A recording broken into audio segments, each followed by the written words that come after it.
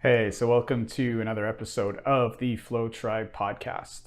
So, in this episode, I'm speaking with Stephanie Allen, who is a professional speaker. She mentors entrepreneurs and she coaches people to really help them unlock their true potential.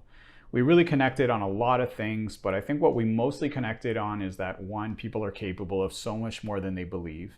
Two is that people who are having a really hard time should definitely reach out and try to find a coach or at least a group of people who have gone through the process of what they're trying to accomplish. And the last thing we really connected on is breathing and how important it is to learn how to breathe so that you can improve physically, mentally, emotionally, spiritually. The last thing we talk about in this podcast is this upcoming retreat that Stephanie is organizing called the WOW Retreat, which is Women of Wisdom. And I'm really excited to be part of the retreat with her. So we dive into some of the details about what people can expect. So I really hope you enjoy this conversation. I really did. So here is my conversation with Stephanie Allen.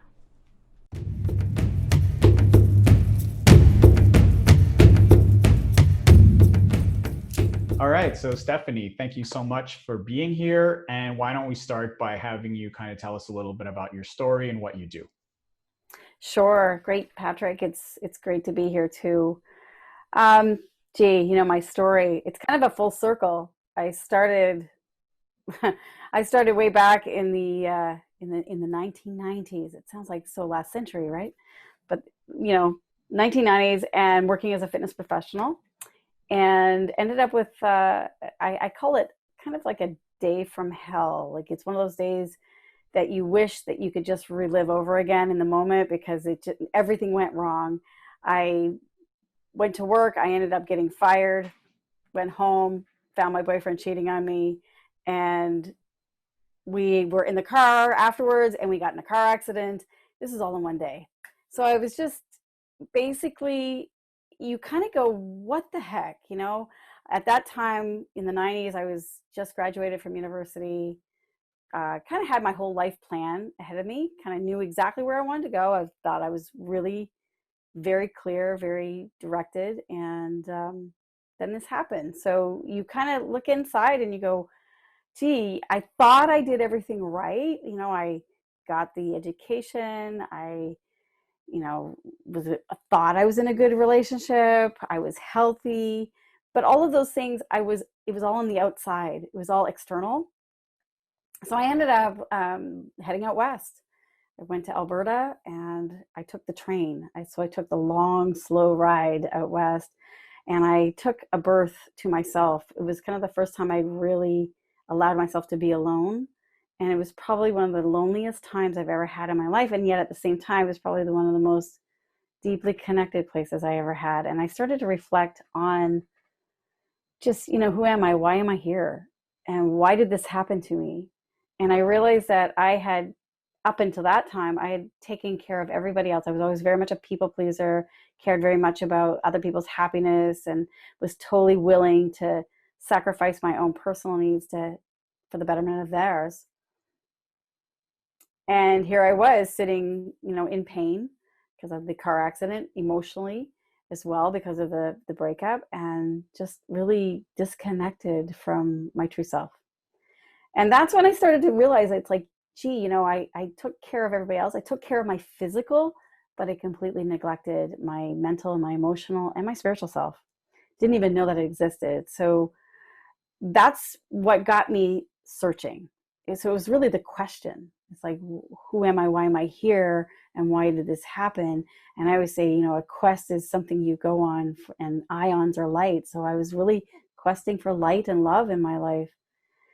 And things started to happen. Things started to appear into my life. I discovered that I didn't really like doing what I was doing. I ended up working still as a fitness professional.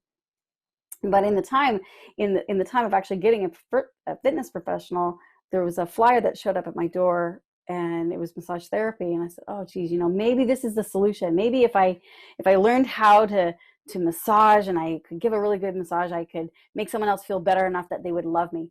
That was still that sick thinking. But it was perfect because I ended up becoming a massage therapist and learning more about the body, and then learning even more deeply. And now, after doing this for 30 years as a massage therapist and acupuncturist, I realized how many people are blocked, like I was, that it takes something that's going to be like life shattering that wakes us up to go, wait a minute, what are you doing? And I even feel like this is the time right now that we're going through. I feel like almost every 10 years, my life goes through these awakening moments. And that first one that I was talking about with the car accident and the breakup and the job loss was the first time that I could say that what if my future self actually set all of this up. So the next big awakening was when I ended up down in Los Angeles, living in LA, uh, going to school at University of Santa Monica and taking my spiritual psychology, and used all my entire life savings to go there and follow my dream, learn how to surf, do all these wonderful things, still really in that internal sense of trying to please others, and went completely flat broke, and ended up in Arizona working with one of my teachers. Thank goodness they kind of rescued me, said come work with us, and so I worked with them. And that was right at the time that 9/11 happened. So it was like, 1992, then 2001, so 2001, 9/11 happened, and I realized I was going into that same old pattern. And so I came home. I ended up, it's interesting that when things are really difficult or challenging and you have your heart broken, I always say a broken heart is an open heart. And when your heart opens, then all of a sudden clarity comes. And that's what brought me back home here. So that's essentially the past of what brought me home. And then here we are now in a whole new place. I keep saying, I said, I think Mother Nature is trying to tell me to stop, slow down, look within, and take care of yourself. And that's what I've been cultivating, and it keeps coming around, but I don't tend to look at it as a drama or a trauma anymore. Thanks a lot, first of all, for sharing all of that. But two things that really stuck out to me in your story, and I think it's something that a lot of people will connect with and a lot of people have gone through. First of all, there was this day of hell, right, that you mentioned, where suddenly it just feels like the whole world, nothing makes sense. These terrible, terrible things happen to you. You lose your job. It's like a Bad Country song, basically, right? You lost your job. You lost your boyfriend. Did you lose a dog that day too? No. If I had one, I probably would have lost it. Okay. But I think what you also mentioned is that if my future self could look back and think, hey, maybe these things were supposed to happen, right? And I think that that's kind of the perspective that people who are more in balance in life sometimes, I feel like it's not that bad things don't happen to them. It's that they have the ability to use a change in perspective to think that way, to think forward and to say, hey, and I think it's cliche to say everything happens for a reason, because when you're in it and life sucks, that's the last thing you want to hear. Absolutely. Right? But Absolutely. but if you're able to do it for yourself, and if you're able to really just sit with it for a while and think, hey, maybe this is happening for a reason. It sucks right now, and I'm not going to feel well, but just give yourself that little bit of hope, that little bit of light to think, hey, how could this move forward from here? Right? And I think so many people, me included, who've made some big mistakes, had some bad things happen, looking back, I don't think I would have changed it, because it wouldn't have led me to where I am now. Right? And I think that's the first thing. The second thing you mentioned that I really connected with was loneliness, right? So you set off on this train ride, and I forget which book, it was some book about Buddhism that I'd read. And they were saying a really great test of self is to just get in a car and start driving, not for an hour or two, but for as long as you possibly can, and see just how comfortable you are with yourself. And I think this was written back before we could plug into podcasts and do all these things in a car that we can do now. It was really more just like, how long can you sit with yourself and be okay with that, right? I And was just going to say, yeah, and I think a lot of people, especially now, especially in the days where, and I'm just as guilty as anyone, as soon as you're alone, you're reaching for your phone, you're reaching for that app, you're reaching for that connection to something, so we don't have to sit alone with our thoughts, we don't have to sit alone with our emotions. But exactly. yeah, When you're saying the connection, it's like we're so conditioned to be connected outside. yeah, Here, go here, do this, check that, do your to-do list, make sure this is, and it's like, what about connecting inside? And I know when I'm working even with myself and with other people, it's like, oh gosh, it seems like such a burden to be with ourselves. Like, what is that about? Like, Yeah. it's like there's such an amazing world inside our hearts. And sometimes we don't get to see that world until it breaks open. And then we can start to look at going, wow. And I would say a broken heart is an open heart, because then it allows not only love out, but it also opens to allow more love in. And why on earth we have, I mean, it's programming, and that's what I work with a lot with too, is how do we, reprogram ourselves. It's like we come into this world as amazing, beautiful little beings. That's why babies are so beautiful. It's like we learn how to be afraid. We learn how to separate ourselves. We learn how to not trust, to doubt, to feel all those things. Those are learned behaviors because of something happened in our past, and then we end up in our future, in our adult lives, being very much like little children, scared children in an adult body. And I'm so interested in going now more inward to say, how do I nurture this part to come back to, instead of shaming it? I said this time is kind of like Mother Nature has sent us to our rooms to say, go and reflect, go be with yourself and really discover who you are and why you're here. When you figure that all out, and it's not even about figuring it out, is it? It's really about when you really get in touch with that, when you really connect with that, let's do something together. Let's create, let's heal. Yeah, and I think what I would add to that, though, and this is maybe the challenge for a lot of people, is I feel like there's that, okay, so if I'm over connected, whether it's through technology, whether it's that need to have people around me constantly, like for example, relationships, some people just can't not be in a relationship, or that's it. They can't not be in a relationship. They'll go from one relationship to another. And often these relationships aren't necessarily good for them, or they'll keep toxic people around them because of a fear of being alone. Right. But the other challenge also, and that's something I've experienced through, meditation is something I've practiced for many, many, many years, but it got to a point where that really blissful meditative state that I was able to create for myself became an escape mechanism for me.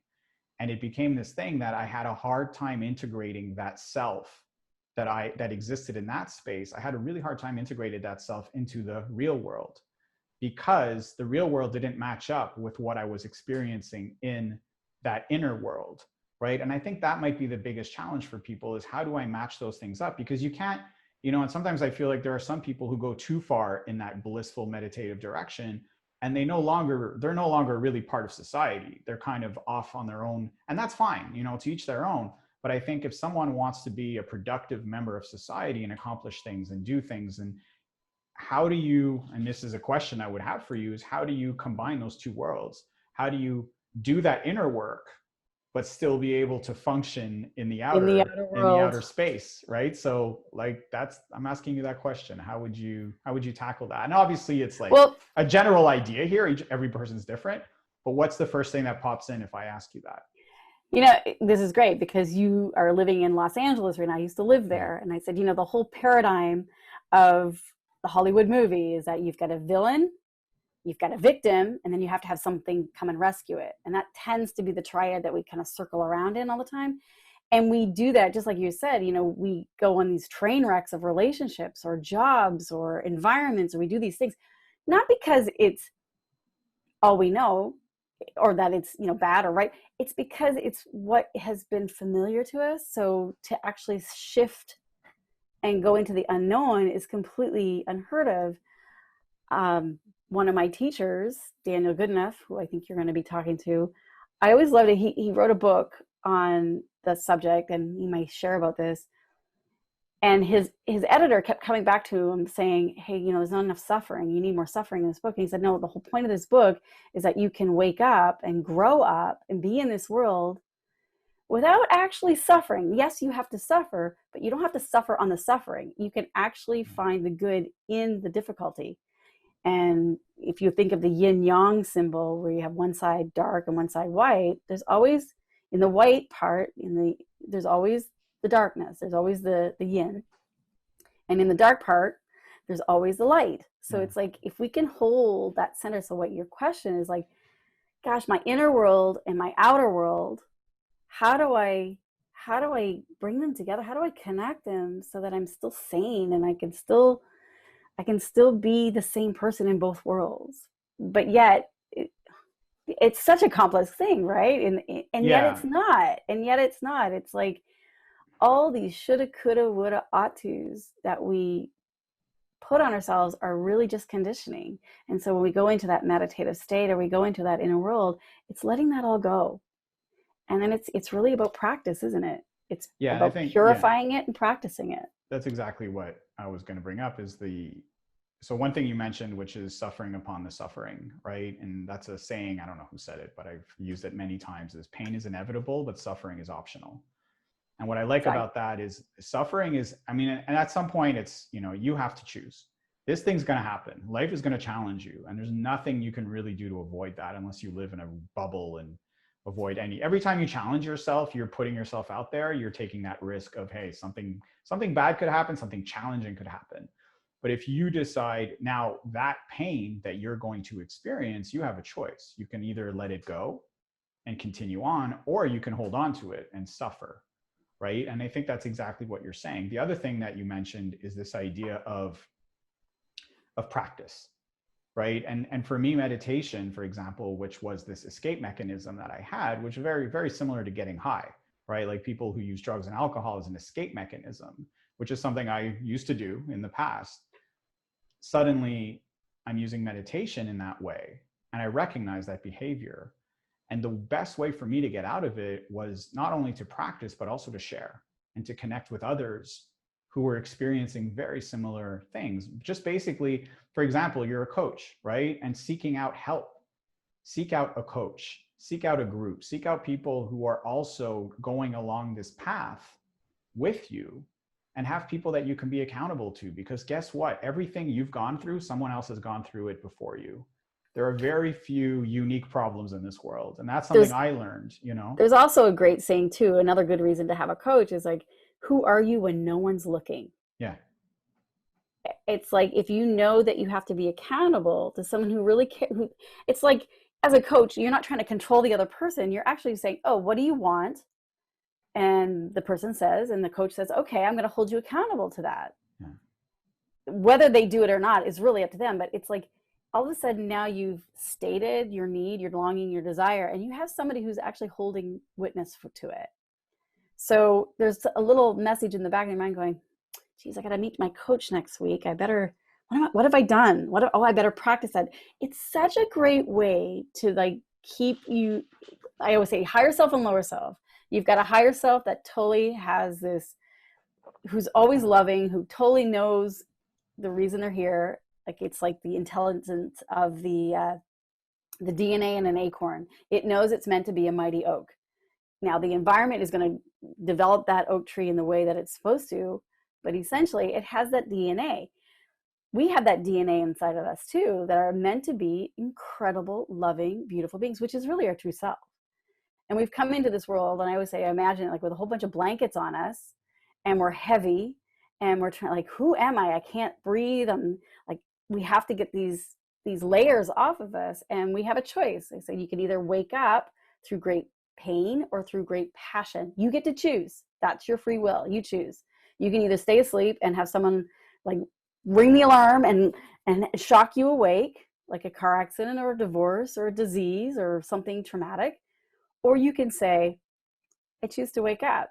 And then when you meet those obstacles, those difficulties, those challenges, then you say, okay, for what purpose might this be pruning me like a rose bush? Like, maybe it's pruning me. Maybe it's pruning all of that dead wood that I've been carrying, that's allowing me to then focus my vitality, my energy, so that I can really blossom. Because inside me, I know there's an intelligence that knows how to do this, and I got to trust it. But the only way I'm going to do that is to practice it and go within and have the outer coach and the community. Community is so important. Yeah, I think it starts with a coach or a community. I think you can go either way, depending on what you have at your availability.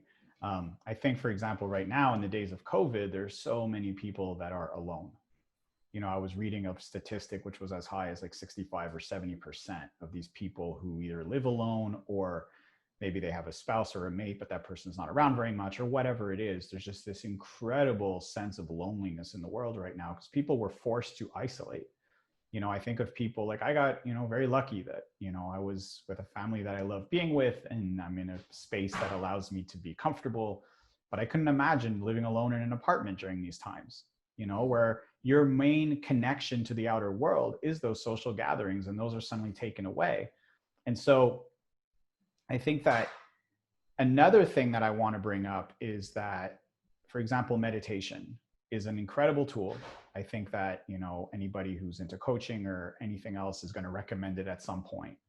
But what meditation did for me, and I think what it does for a lot of people, is if you invest the time, there's also a physical change that happens, a neurochemical change, right? Where suddenly, if stress and anxiety are something that you have a hard time dealing with, and the loneliness will exacerbate those issues, with meditation, there's actually a physical change that happens where suddenly, just through the regular practice, without even having to force anything, things that used to matter stop mattering. Things that used to bother you stop bothering you. There's this sense of well-being that just comes because you're changing the physical self, right? And if the physical self feels better, then the mental self feels better. And if the mental self feels better, then the physical self feels better. And it goes back and forth. And you get into this really amazing, and there's this point that you reach where you simply don't go back, right? At first it's hard because you're pushing through all of this guilt and this sadness and these emotions and whatever. But then there's like this awakening where, whoa, oh, okay,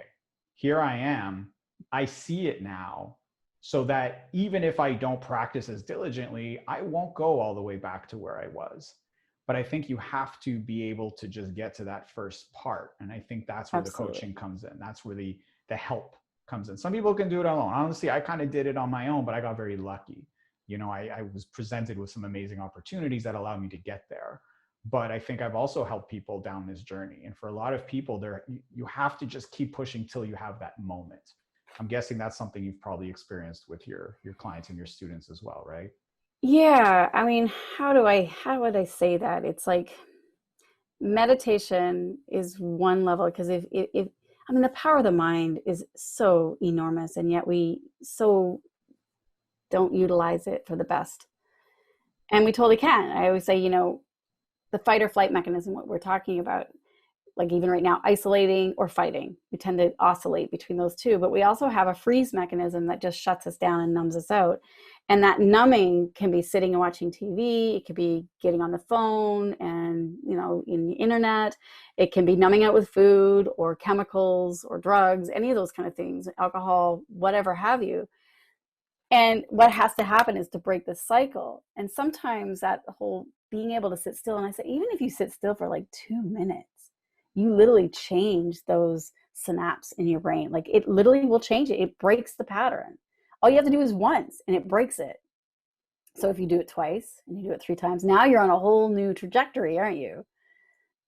For me personally, definitely having other people around completely helps me ground. And I've also seen where I will isolate, like that first part of, going into the whole COVID is like, ooh, I finally get time to myself. I can push people away and there's space for me. And I think that's really what that is like the hardest thing about having meditation is that we don't always have the space to actually do it. And that space can be either forced upon, or we can actually go in and start to carve out space, but that takes work. And so what's going to motivate you to do that? I hear so many times people say, well, I can't meditate because my mind it never stops. I'm like, well, no, your mind's not like, that's your mind. It's like wild horses. Like they aren't going to stop until you train it. You have to train it. And it's not about that still thing. It's about keep coming back. And every time you come back, it's like lifting a weight. You're building that muscle. That's one element of it. But I even take people in another level too. It's like, we've got to purify that. It's like we wash our hands, we shower every day, we brush our teeth, hopefully. We do those things as a habitual habit, but we don't clean out our mind. We don't sweep out the thoughts. And there's a whole level of that too. And that's where I get into the feeling or there's a saying like you have issues in your tissues and the way to heal it is to feel it. And that's something that we also try to push away. So even in the meditations, this is great to learn how to still the mind. And we also need to look at the feelings of like, what are the feelings opening us to allow them to open us, to break us. Like my heart was broken open.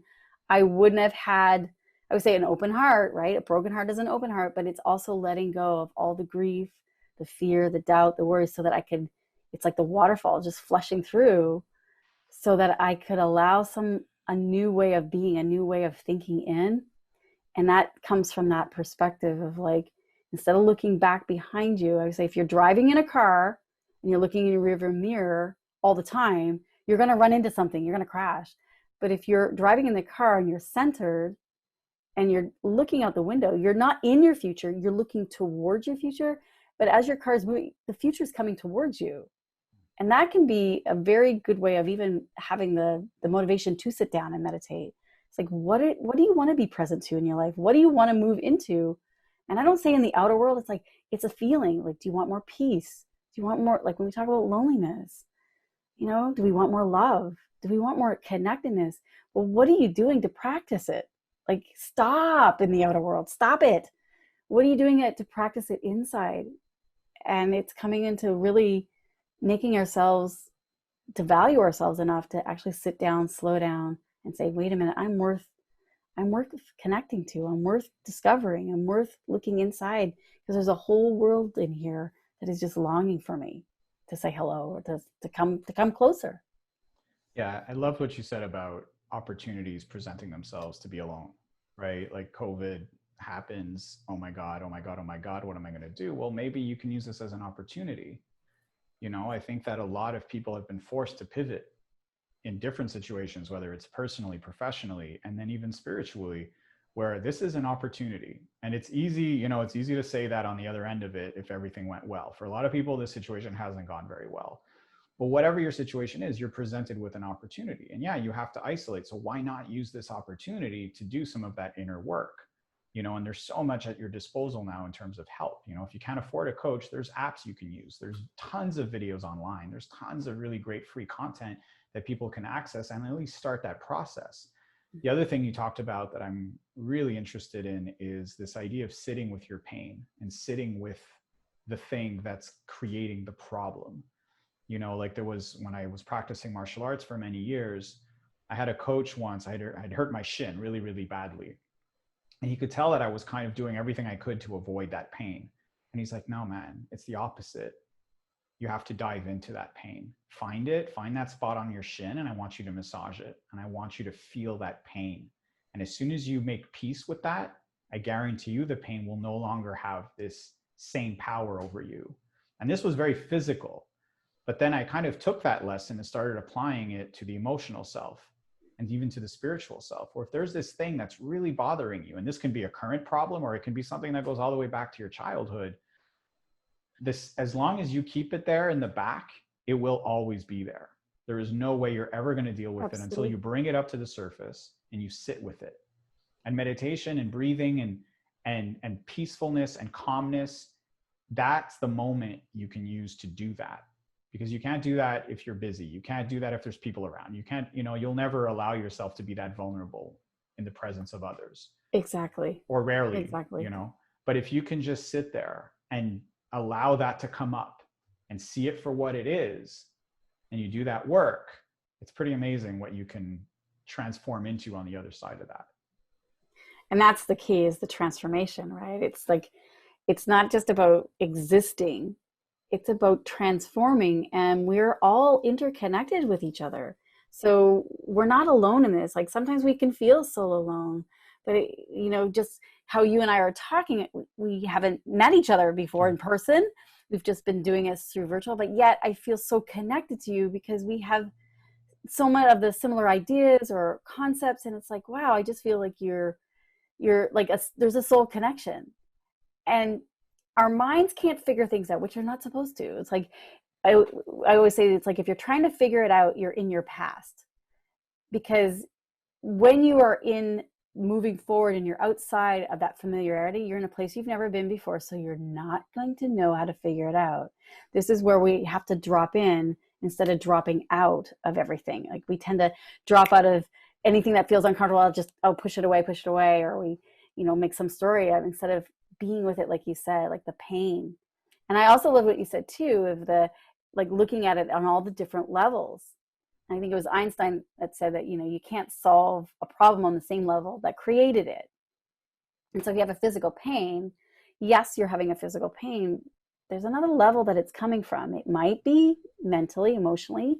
It might be spiritually. There's all these different levels. And so to be able to explore the different levels of where this might be coming from. This is one of the things that I work a lot with clients. They'll come in, maybe they have frozen shoulder, and just getting them to connect is huge. That's like literally just learning how to breathe and connect can change so much around the physical in the body. It's everything. And then if it's still not moving, I would say, well, let's go up a level.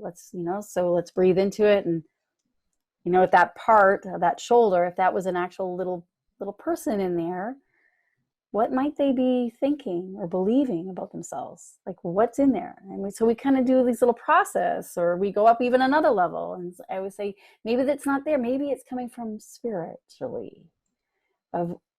Sometimes we didn't do anything wrong. And I think that's that new age guilt. It's like, oh, I must have did something wrong, or I must be believing a thought, and that's why I'm attracting it.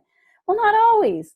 Sometimes it might be what's calling you into your future, of saying, I look back at my life with that day of, like, the day from hell, which actually is really the day of heaven, because I feel it was the first day I actually woke up and started paying attention to me and looking inside and actually dropping in. It forced me.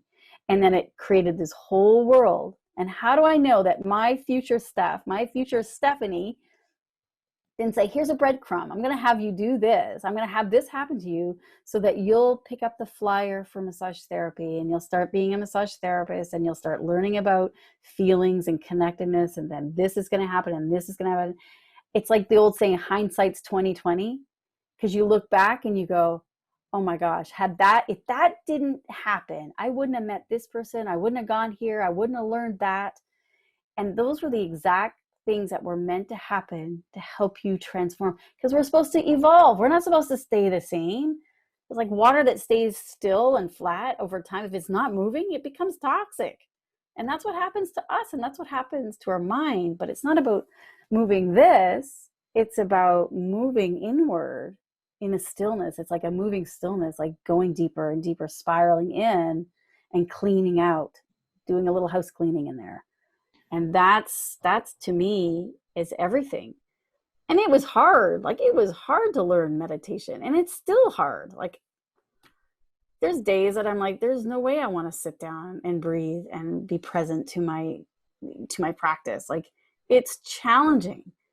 But I know that when it's hard or difficult like that, it's because there's a really good gift that I'm going to be getting. It's like someone said to me once, it's like, where do we bury treasure? We bury it deep down in caves or down into the earth.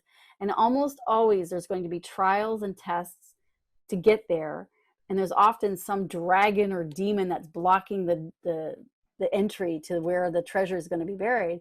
So if we think of that in our own lives, when it's difficult or challenging, or there's a lot of resistance, then there's going to be some great treasure that's buried behind there. That's what I have to do in my own mind to help me sit down and go, wow, I must have some really good treasure there. I want to make sure that I get in there and allow that treasure to be unveiled. Yeah. Yeah, I love that. I love the demon part. I think that we all have that demon that's, not everyone has it, but I think a lot of people have it, that demon that's blocking ourselves from getting to that point, right? And that demon can be self-doubt, that demon can be, a lack of confidence, that demon can be a lot of things. But I think what you're saying too is that through breathing, because in the end, meditation for me is a very loaded word, and I've started to kind of avoid it when I teach, and I prefer breath training. And the reason I use that term instead is simply because for a lot of people that I bring up the word meditation, like, no, I don't do that. That's too complicated. I can't do that. I'm too busy. I'm too this. I'm too that. I've tried. It's hard. Blah, blah, blah, blah, blah. But breath training is like, I'm just asking you to breathe. Like, that's it. That's all we're going to do is we're going to sit here and we're going to breathe and we're going to train your breath. You go to the gym? Yeah. Okay. So let's do the exact same thing, but for your breathing. Never even mind the mind. We're not going to talk about mindfulness. We're not going to talk about any of those things. All we're going to think about is breathing. I'm going to teach you how to breathe. Okay, good. All right, now I've got you. But once you start doing that, oh, all of a sudden you start having those changes to the mind. The mental state starts to shift. Your perspective starts to shift. And then they come back and they're like, hey, could we talk about that mindfulness stuff? Because I think I'm feeling it. I'm starting to feel it. I was breathing the other day and my whole mind shifted. I'm like, yeah, it's called meditation. Oh my God. Like you tricked me. Yeah, but you know what it is too, is that people don't believe it can be that simple, right? We've created this world where everything has to be complicated. Enjoyable. And that enjoyable and that easy. And it's really just, and it's not supposed to be, I'm not saying it's easy in the sense that you just have to do it and it's easy and good things will happen. But what all you really have to do is sit down and breathe. Beyond that, it'll kind of come naturally. There's a process to this. Step one is learn. And also breathing itself has to be learned. Before you can even think about the mind, you have to focus on the breath. You have to learn how to breathe, right? I'm reading a book right now called Breath. It's absolutely mind-blowing. And it's the history of breathing practices over thousands of years. And what we've created in this world is a form of breathing that is destroying people. It's destroying the way their lungs work. It's destroyed the way that our teeth fit inside our mouth because our airways have collapsed. People have apnea, people snore, people have all of these problems like asthma, all because we de-evolved our methods of breathing. Right? Exactly. And so if you just start with breathing, never mind meditation, mindfulness, none of that, just breathe, good things will happen. And then you'll be better equipped to start looking at the bigger practices, the mindfulness, the things that you can really start to use for problem solving. But, sorry, I kind of ranted a little bit, but it's something I really care about, because saying, how you breathe is how you live. So if you want to live well, learn how to breathe well. Yeah. And everything will be taken care of. I do an experience with individuals and I say, think about something that's really stressful in your life, an obstacle, a challenge. Like just, put your mind there. Imagine that you're in that situation. And then I just say, now pay attention to your breathing. Notice what happens to your breath when you're focusing on the negativity, the difficulty, the challenge, the hopelessness, the loneliness, blah, blah, blah, blah. People will say they tense up, they'll tighten, their breath is shallow, tight. And I said, that's where most of us live all the time. This is why we're tired at nighttime. This is why we have chronic pain. This is why we don't make great decisions, because we know that even when we don't breathe well, our brain doesn't function well. So we forget things, we're not fully cognitive. And I said, okay, now I want you to think about a time where you were totally at peace. You were in your happy place. You were totally loving it. Whatever it is, it's whatever you're doing or whoever you're with, or that you are in your happy, happy, happy place. And just go there and let yourself feel, see, taste, experience that happy place. And almost always they have a smile on their face and they get this bliss looking. And I said, now notice how you're breathing. And I'm like, oh my God, I'm breathing so easily. It's so effortless. And I go, yeah. And what if you are actually being breathed? Now it's not even like you have to do anything. You just opened yourself up to actually have life breathe you. And what would it be like if every moment and every day in your relationships, in your health, in your finances, your business, your career, whatever it is, parenting, if you just opened yourself to let yourself be breathed, how much different would life be? And it's just, if we can create that practice of paying attention to our breathing, it'll tell us a lot. And we can change it just like that. We have total control for the most part. When we're conscious of that, we're totally good. I said, even when you go unconscious, you hit the ground, unless you've got something lodged in your esophagus or something, like your trachea or something, it's like you hit the ground, you automatically start breathing. Who's doing that? Who's breathing? Something's breathing life into you. trust it. That was It's very fun. powerful. That was really powerful. This idea that life can breathe you. Life I think breathes you. that's amazing. So now I think we've covered a lot of really pretty amazing stuff at this point. So I think it'd be a really good point to chance to segue into a way that people can connect with some of these ideas and some of these practices. So we are both going to be, well, you are organizing and I will be part of this pretty amazing event coming up. So why don't you open it up and start talking about that? I'd love for people to learn more about it and how they can get involved. And obviously I'll put all the technical information as part of the details for the show. But for now, I'd like you to talk about the event and why you're doing it and where it came from and what people can expect from it. Oh, absolutely. So the event is called WOW, which originally it was Women on Wellness, but now I'm looking at Women of Wisdom because there's such a wisdom and women, men, we all have a feminine part within us that is really, when we think of yin yang, I think of the yin. The yin is going within, it's connecting inside, and that's our feminine energy to be able to really, in its receptivity, it's learning how to receive, relaxing, listening, going inside, and to really discover our inner connection. You know, the questions: who am I? Why am I here? When have we ever had a time where we can just slow down and actually connect with ourselves, with earth, with each other, and to allow ourselves to be breathed? I think even what we've been talking about with the isolation part and the space and the mask and all these things, it's really the call to breathe from a deeper place and allow life to breathe us. So this retreat is all about taking care of ourselves, nurturing ourselves, remembering who am I, why am I here, restoring. I said I love the R words. It's like remember, restore, reset, renew.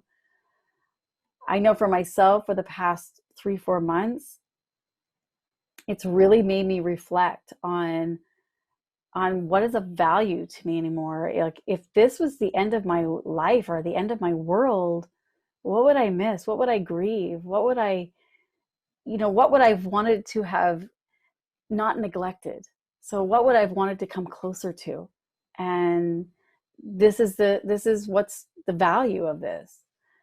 So living connected from that place and really being open to discovering those questions. So we're going to be at a wonderful place in the Northumberland Strait in Nova Scotia. It's actually sacred land, and we have the whole place to ourselves. We're only going to be 8 to 10 of us. And we're also doing it virtual so that we can allow people to be connected no matter where you are in the world, because it's really not just about the outer connection, it's also about the inner connection. And the wow can also be like, wow, what could come out from this? What inner wisdom do we all have within ourselves that may be just waiting to be unleashed and waiting to be brought up so that we can really recognize and value and celebrate in ourselves and each other. And it's been great to get connected with you too, Patrick, to bring this whole concept of breathing and dropping in and being present to that. So such a wonderful, So what wonderful are some of the community. what are some of the things people can expect? Maybe just give a little quick Yeah. synopsis on who the teachers will be and what people can expect from the experience. So we did this last year, but it was all in person. And so when this all happened, I got thinking, I'm like, okay, we're limited to 10 people in the way of showing up. How can I do this differently? What can I do that would really bring us all together? And when I was reflecting back on that, it's like, I've had such great relationships in my life that have helped me through difficult times. And one of the people that I met 20 years ago was Maren Oslak, who is an amazing dancer. She's a professional dancer, has a studio teaching ballroom dancing. And her whole thing is allowing us, it's not about the dance, it's about the inner dance. It's about dancing with life. How do we move with obstacles and difficulties and challenges that we can really grow from it? So she's going to bring us an experience about flowing and moving in our bodies. And you do not have to be a dancer. You do not have to even move. It's really about that inner movement. So she will be bringing Dance with Life. We have Daniel Goodenough, who's been one of my teachers for, I think from the early 90s now, mid 90s. and his whole beautiful story is about waking up. It's not just about waking up, but it's also about evolving and growing up and being our full potential, and that we can do that through great joy instead of through suffering on the suffering. It's like, how do we lift it up? So he wrote a book called Caravan of Remembering, and it's this wonderful, magical, mystical, alchemical journey into the inner world of what's inside. And it's basically a handbook of how to wake up. He's a scientist, an artist, a musician. He's got a wonderful spiritual, has many spiritual disciplines that he has come through in his lifetime. So he brings all of that together into divine self-inquiry, like being able to ask the question to take you on that quest and that journey of realization. So he's going to be coming in from Colorado, zooming in with us. And then we have you, Patrick. So essentially, our retreat is really about retreating, going inside, nourishing, and dropping into that flow. Part of some of the things that I'll be leading with too, in that whole breath aspect, is also remembering your gifts and strengths, your innate wisdom. So I'll be doing a little bit of yin yoga, of like slowing down and being present and using the breath to literally soothe and connect with our bodies and our minds, as well as helping people find, like, there's a saying, it's like, we're all geniuses, but we just don't know it, or we haven't uncovered it yet. And so I'm going to be doing a little thing about finding your genius and remembering your gifts and strengths and your value, and then how to flow that out into the world in a way that is going to uplift, and not only yourself, but all those around you too. Yeah, that sounds amazing. So from what I'm guessing here, from what I'm getting from all this, is this isn't something that you're just going to log in. If you are doing it virtually, you're not just going to log in and sit on your couch and watch. You're going to get up, you're going to move, you're going to connect, you're going to flow, you're going to move, you're going to breathe, and you're going to learn, right? Exactly. And to me, those are the experiences that really have the most profound impact on you, right? Like if you just sit in a classroom for 3 hours and listen to someone lecture, it's not nearly as intense as if you get to stand up and be part of that process. So, have that experience. And so it's very visceral in that way of like, you take it home with you. Yeah. And we'll also have them all recorded so that you can watch them again and again. Amazing. We'll have a place that you can go in and view them afterwards. And we're also going to be live so that you can ask questions and participate as if you were already in the room. Yeah. And I think that's the new reality, love it or hate it, this new reality that we're all a part of. These are how events are going to happen for a lot of people, But what's amazing, like you said, is normally you would have had 20 people come to this event. That's and probably right. No one else outside of where you live could have been a part of it. But now by opening it up through technology, suddenly anybody anywhere in the world can log in and be a part of this. And I think that to me has been the eye opener. It's been it sucks in some ways that we can't connect the way that we used to, at least for now. But guess what? It opens up, for example, me and you never would have really had a conversation if not for this technology, because we're an entire continent apart from each other.